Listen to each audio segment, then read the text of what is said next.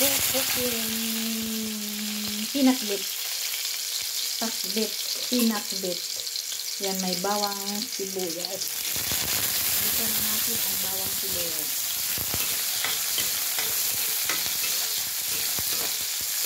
Halo natin guys. Pork, baboy.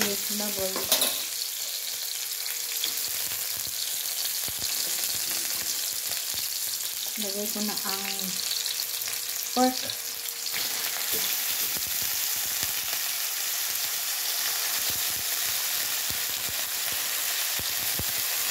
Ayan, ang ating ang halong karneng ang baboy. Kumulo na siya guys. Haluan natin siya lagyan ko siya ng bagong alamang.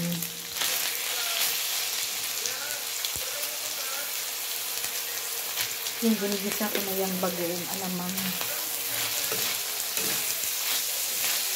Saka natin ilagay ang gulay.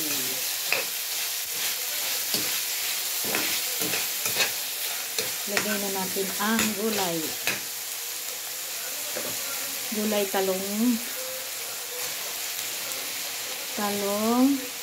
okra, kalabasa, sitaw, ampalaya. Yan lang ba yan? Kalabasa, sitaw, ampalaya, okra.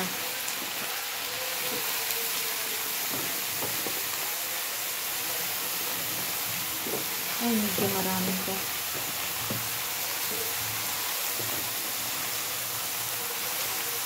Ayan, pagkatapos ng bagong Pasko, bagong taon, ito na naman ang ating ulam sa ngayon. Tama na ang karni-karni, baboy, baka, manok.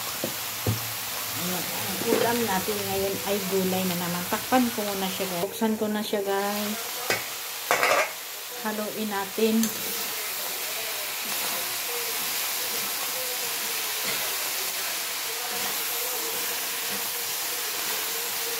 Maglagay tayo ng tubig. Ari ko na sa atin. Maglagay muna ako ng isang basong tubig. Kasi natuyo na siya.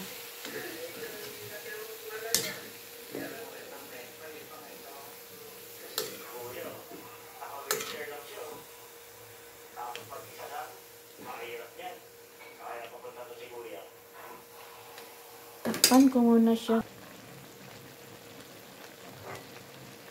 Ayan na guys, kumulo na ang ating gulay. Kumulo na ang gulay. Malapit na siya maluto. Ayan muna ang ulam natin sa ngayon guys. Kasi Pasko, bagong taon. Masarap ang mga ulam Pasko at saka bagong taon. Ngayon, balik naman tayo sa gulay-gulay. Ayan, may yummy pinakbet. Lagyan ko siya ng seasoning. Kunti lang. Ayan, halo na naman natin.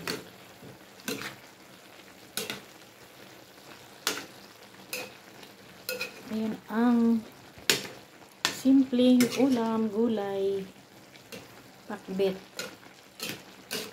with pork, baboy.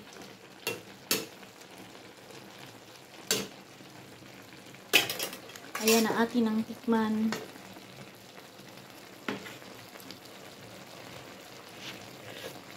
Ayan na, masarap na ang ating gulay.